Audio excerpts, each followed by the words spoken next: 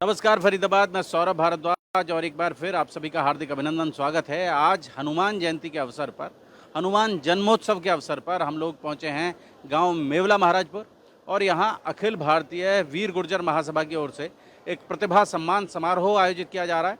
आपको दिखाएंगे उसकी झलकियां।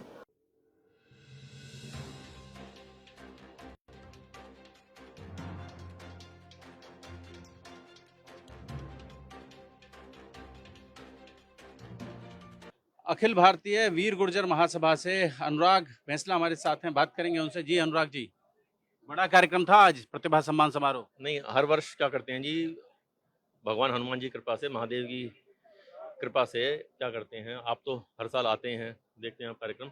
हर साल ये उद्देश्य बना रखा है पिछले 2020 से, जब कोविड आया, कि हर वर्ष 100 घरों में, वो सर्व समाज के हैं, खाली गुर्जर जाति के नहीं, सर्व समाज के, उन 100 घरों में हम ये उद्देश्य लेके चलते हैं कि गुर्जर प्रतिहार सम्राट मिहिर भोज की प्रतिमा भेंट करते हैं उनको, और 100 घरों में पहुंचाने का लक्ष्य रहता है। और वो सभी हैं जिन्होंने इस मिशन में हमारा साथ दिया।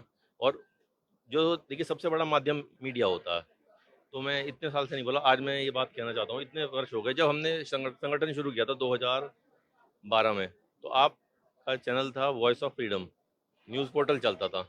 सबसे पहले आपने ही हमारी खबर अपनी वेबसाइट पर डाली, न्यूज़ से पहले किसी अखबार में, किसी में नहीं थी।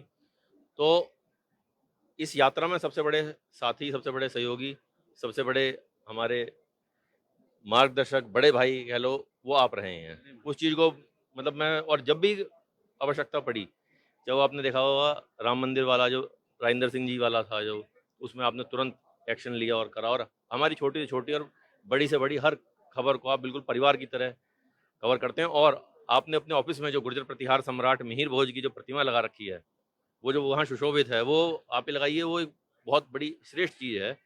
और भारद्वाज गोत्र है आपका, मैंने बता रखा है, हमारे पास शिलालेख हैं जो भारद्वाज और वशिष्ठ गोत्र के हमारे कुल पुरोहित हैं, तो आपकी तो विशेष हमारे ऊपर प्रेम है, ये प्रेम रहता अनुराग है। भाई का प्रेम है। हमारे साथ रविंदर जी हैं। शेर गुर्जर फिल्म आई और उसके, आप कह लें, सुदर्शन चेहरा आप देख ही रहे हैं। तो अब आगे का क्या प्रोजेक्ट चल रहा है? देखिए, फिल्म से रिलेटेड अगर बात करेंगे तो ये सही समय नहीं है। मैं चाहूँगा कि ये समय जो है, अपने हनुमान जन्मोत्सव पे हम लोग आए हुए हैं और जी। अनुराग भाई ने बहुत ही अच्छा यहाँ पे अरेंजमेंट कर रखा है। और ये जो भी अपने अपनी फील्ड में, खासकर अपनी गुर्जर जाति से जो बच्चे निकल रहे हैं, उनको प्रोत्साहित करने का काम कर रहे हैं, तो ये बहुत ही अच्छी पहल है इनकी। बहुत समय लगता है इसमें, बड़े एफर्ट लगते हैं, तो मैं हैट्स ऑफ करना चाहूँगा अनुराग भाई को कि बड़ी मेहनत कर रहे हैं वो। और शुभकामनाएं देना चाहूँगा कि आगे भी ऐसे ही लगे रहे और हमारी सपोर्ट, हमारा समर्थन इनके साथ में हमेशा रहेगा। बहुत बहुत धन्यवाद, थैंक यू। परविंदर भाटी जी हैं हमारे साथ, जिला गौतम बुद्ध नगर से बार एसोसिएशन के प्रेसिडेंट हैं, बात करेंगे उनसे भी। बड़ा कार्यक्रम यहाँ आयोजित किया गया है। हाँ, बहुत अच्छा लगा। अनुराग भाई ने और उनकी पूरी टीम ने लगातार पिछले 15 दिन से निमंत्रण मिल रहा था, तो इनके निमंत्रण पे हमें आने का अवसर मिला। इन सब के लिए धन्यवाद। और जिस तरीके का जन जागरण अभियान समाज को जागरूक करने के लिए ऐतिहासिक पृष्ठभूमि से पूरे देश के प्रत्येक समाज को जोड़ने का, जगाने का जो कार्य है अनुराग भाई और उनकी टीम के द्वारा किया जा रहा, वास्तव में बहुत ही प्रशंसनीय है, प्रेरणादायक है। और बहुत सारा जो इतिहास है, जो पिछले लंबे समय से, क्योंकि जो गुर्जर जाति है वो एक खुददार जाति है और हमेशा उस व्यक्ति के खिलाफ आवाज़ उठाने का हुनर जानती है, हुनर रखती है, मादा रखती है, जो शोषण करता है। तो जब जब किसी भी क्षेत्र में, किसी भी युग में शोषण किसी व्यक्ति द्वारा किया गया है, इस समाज द्वारा उसका प्रतिकार किया गया, प्रतिरोध किया गया है। और उस सारे इतिहास से अवगत कराने का जो जिम्मेदारी अनुराग भाई और उनकी टीम ने उठाई है, वो वास्तव में बधाई के पात्र हैं। हमें भी अच्छा लगता है और लगातार हम उनके हर कार्य में अपने आप को जोड़कर रखने का उम्मीद रखते हैं, भरोसा भी देते हैं। और हम चाहते हैं कि ये कारवा आगे तक बढ़ता रहे, जन जागरण और समाज जागरण का अभियान लगातार अनवरत चलता रहे। आज हमारे साथ यहाँ फरीदाबाद जिला बार के अध्यक्ष हैं, प्रेसिडेंट हैं, दूसरी बार निर्वाचित हुए हैं, भाई राजेश भैंसला हमारे साथ हैं, बात करेंगे उनसे। राजेश जी, बड़ा कार्यक्रम आयोजित किया गया आज। जी, सौरभ भाई, सबसे पहले तो मैं आपका धन्यवाद करता हूँ और यहाँ पर आए हुए सभी भाइयों को जो अलग-अलग जगह से सारे लोग भाई यहाँ इकट्ठे हुए हैं, राजस्थान, गुजरात, चंडीगढ़ और सभी जगह से पूरे लोग, देश से ही हैं पूरे लगभग। देश जी। प्रदेश के लोग यहाँ पे आए हुए हैं। सभी का यहाँ पर आने का बहुत-बहुत स्वागत है और सभी को हनुमान जयंती की बहुत-बहुत हार्दिक शुभकामनाएँ देता हूँ।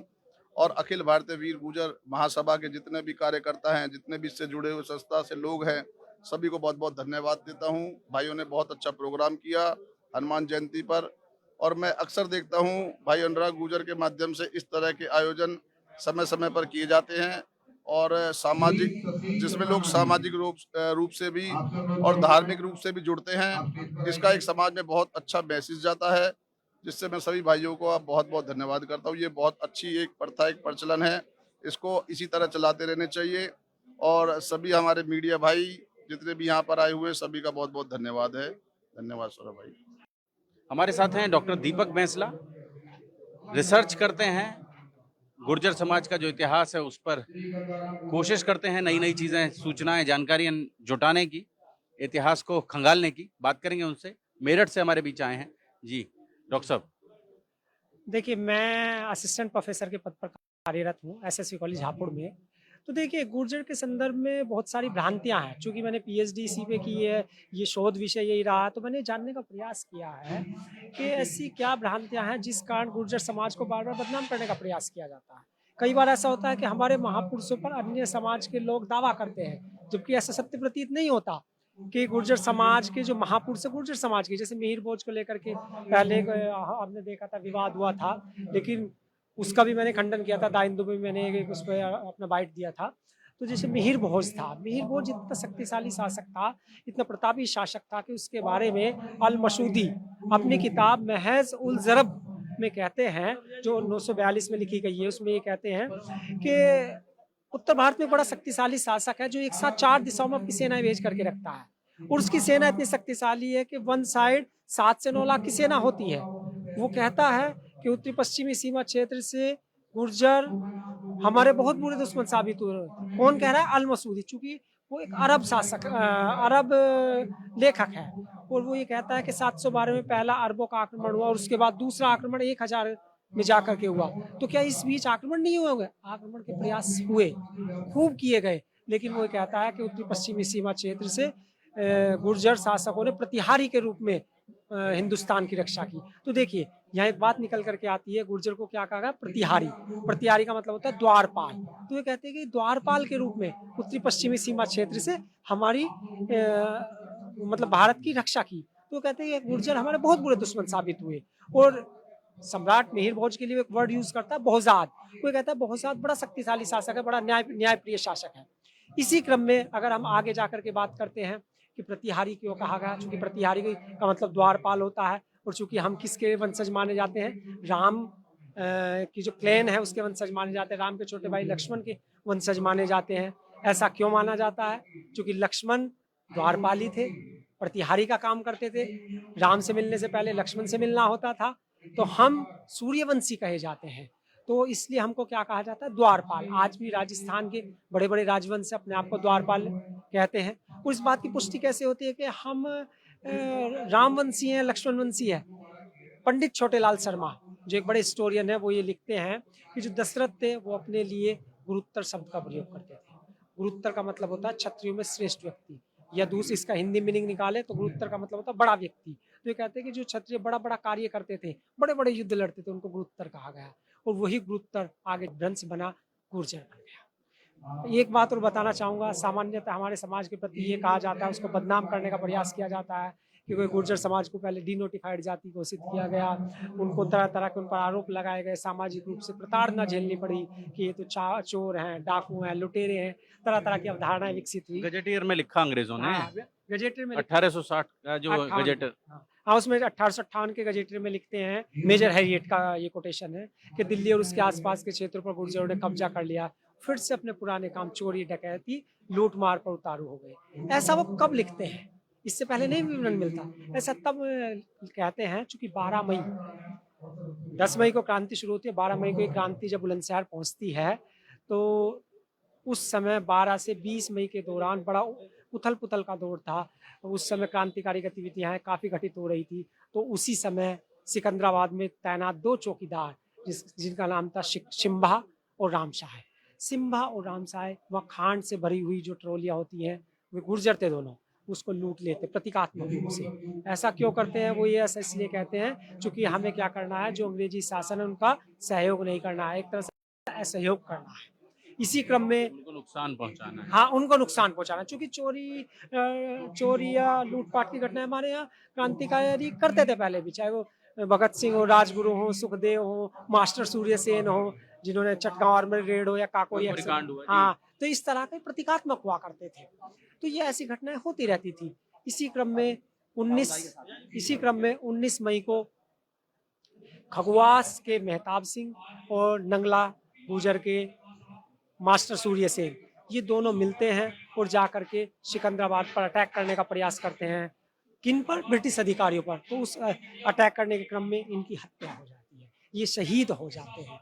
तो जब मेजर साप्टे को ये पता चलता है कि क्रांतिकारी गतिविधियां ज़्यादा चल रही हैं, मेजर साप्टे चूँकि उस समय एक ब्रिटिश के अफसर हुआ करते थे, बुलंदशहर में तैनात थे, तो वो सहायता मांगते हैं। आगरा और बरेली जोन के ब्रिटिशर्स से वो सहायता करने से मना कर देते हैं। इसी समय सूचना मिलती है कि 5 बजे के आसपास दादरी के लोग बुलंदशहर पर अटैक कर देंगे और जो ब्रिटिश खजाने हैं, ब्रिटिश बंगले हैं, उन पर अटैक करेंगे। तो मिस्टर साहब तो अपना सामान भर करके, अपना खजाना लेकर के मेरठ के लिए पलायन करने का प्रयास करते हैं। इसी दौरान उनको रास्ते में लूट लिया जाता है गुलावटी के आसपास। तो देखिए, तो ये घटनाएं किसके प्रतीक हो रही है? लोग क्या कहेंगे, चोर डाकू, लेकिन ये किसके लिए कर रहे हैं? ये अंग्रेजी सरकार के लिए टिट फॉर टैट की पॉलिसी है। लेकिन 25 मई तक जाते जाते वापस ब्रिटिशर्स बुलंदशहर के क्षेत्र पर कब्जा कर लेते हैं और जो मिस्टर साप्टे था, जो 20 मई को मेरठ से बुलंदशहर आ जाता है, वापस जब बुलंदशहर पहुंचता है तो देखता है कि हापुड़ से बुलंदशहर के 20 मील की दूरी के खंभे और तार गायब मिलते हैं, जो फाड़ दिए जाते हैं। वो क्यों? क्योंकि यातायात और परिवहन के जो साधन है, कम्युनिकेशन के साधन थे, उनको डिस्टर्ब करना चाहते थे। ये भी कौन कर रहे हैं? गुर्जर समाज के लोग कर रहे हैं। जैसे छतेरा के फतेह सिंह थे, नंगला सराय के झंडू सिंह थे, तो और प्रेमपुर के कदम गुर्जर थे। ये सब गुर्जर समाज के लोग थे जो बड़ी संख्या में ब्रिटिशर्स का मुंह तोड़ जवाब देने का प्रयास करते हैं। ऐसा नहीं है अन्य समाज के लोग प्रयास नहीं कर रहे थे, कर वो भी रहे थे। लेकिन अगर मैं बात करता हूँ फाइंडिंग्स की, चूंकि मेरा रिसर्च गुर्जर समाज पर है, तो गुर्जर समाज के क्रांतिकारी थे जिनके कारण इन 1857 की क्रांति में अंग्रेजों को ना के चने चबाए और भारतीय समाज में गुर्जर समाज को एक अनचाहा टैग प्राप्त हुआ। ब्रिटिशर्स ने गुर्जर समाज को बदनाम करने का प्रयास किया और कहा कि ये तो चोर है, डाकू है, लुटेरे हैं। इससे पहले कभी प्रयोग नहीं हुआ। अब 13वीं सदी की बात करते हैं तो अंग्रेजों के जाने के बाद भी बहुत लंबे समय से जो जराइम पेशा जातियां हैं भारत में, उनकी सूची में गुर्जर समाज को शामिल किया जाता है। हाँ जी, डीनोटिफाइड जाति बोलते हैं। वो इसलिए किया जाता है कि कोई भी व्यक्ति जो शत्रु होगा उसको दंडित करने का प्रयास करेगा। आईपीसी की जो धाराएं थी उनमें भी ये विवरण दिया गया कि जो ये जराइम पेशा वाले लोग हैं, इनको प्रतिबंधित किया जाना है, इनको दंडित किया जाना है। किसी भी गांव में कोई क्राइम हो, आसपास के गांव में क्राइम हो, तो संबंधित व्यक्ति को या तो आकर के हाजिरी लगानी होती थी या फिर उसको उठा लिया जाता था। स्वतंत्रता के पश्चात जो जराइम पेशा से हमें मुक्ति मिली, जो डीनोटिफाइड सूची थी, उसको हमसे बाहर निकाला। आप आज भी देखते हो कि 1857 की क्रांति के पश्चात बड़ी संख्या में दमन चक्र चलाया गया।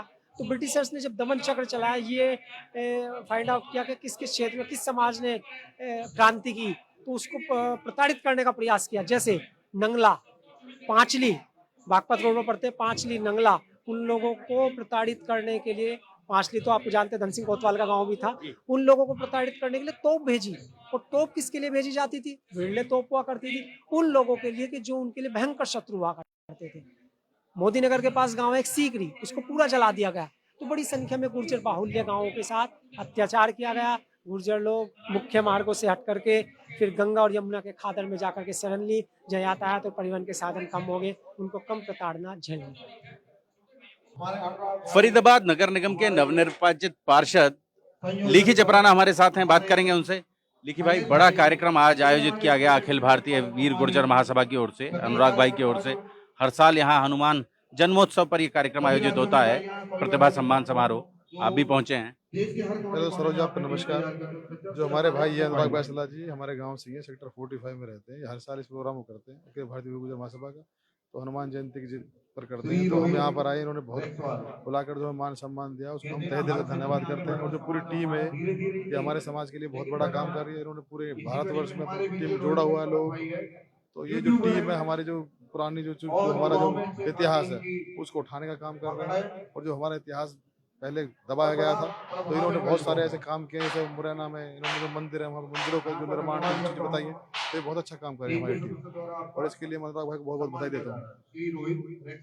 सुनील खटाना जी हमारे साथ हैं और हरियाणा राज्य बिजली कर्मचारी संघ के प्रदेश अध्यक्ष हैं। बात करेंगे उनसे। जी सुनील जी, बड़ा कार्यक्रम आज यहाँ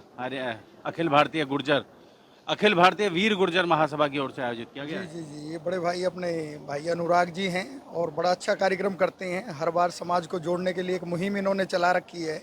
और अखिल भारतीय वीर गुर्जर महासभा के नेतृत्व में ये जितने भी हमारे राष्ट्र के अलग अलग प्रदेशों से जो भी गुर्जर समाज के सदस्य हैं, जो एक्टिव मेंबर हैं, जो समाज को एक नई दिशा दिखाना चाहते हैं, उन सबको यहाँ पर एकत्रित करते हैं और एक भव्य कार्यक्रम हर बार करते हैं। ये इसमें महावीर जयंती भी होती है उस दिन, और साथ ही साथ समाज के लोगों को एक प्रेरणा भी मिलती है कि आज हमारे समाज के जो लोग हैं वो क्या कर रहे हैं, किस दिशा में जा रहे हैं। और शिक्षा के क्षेत्र में भी बहुत बढ़ावा देते हैं। काफ़ी ऐसी पहल कर रखी है जिससे समाज वो जो है आने वाली जनरेशन के लिए बहुत कुछ कर सके।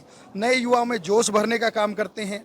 साथ ही साथ एक दिशा देने की भी कोशिश करते हैं कि हमारा समाज जो कहीं ना कहीं शिक्षा में काफ़ी पिछड़ गया था, आज बहनों को, बेटियों को, बच्चों को और पूरे समाज को इस अखिल भारतीय वीर गुर्जर महासभा के जो यहाँ पर जितने भी संस्थापक सदस्य हैं या जो प्रदेश के कोने कोने से जो भी महानुभाव यहाँ पर पहुँचे हैं, वो एक ही बात कहते हैं कि समाज को ऊपर उठाने के लिए सबसे ज़रूरी है शिक्षा। और शिक्षा को बढ़ावा देंगे तो निश्चित तौर पर आने वाले समय में जो ये जाति पाति धर्म है, इनसे ऊपर उठकर हम समाज के लिए कार्य कर सकेंगे। और ये बहुत ज़रूरी है। और देश भी तरक्की जब ही करेगा, विकास जब ही करेगा कि जब हम शिक्षित होंगे। और आज ये जो मुहिम जो चली है, इसमें काफ़ी प्रबुद्ध लोग आते हैं समाज के, और दूर दूर दराज से आते हैं। पीछे जम्मू कश्मीर के भी साथी आए थे और भी काफ़ी स्टेट, महाराष्ट्र से भी थे, राजस्थान से भी थे, तमिलनाडु तक से, हाँ तमिलनाडु से भी, तेलंगाना से भी आते हैं।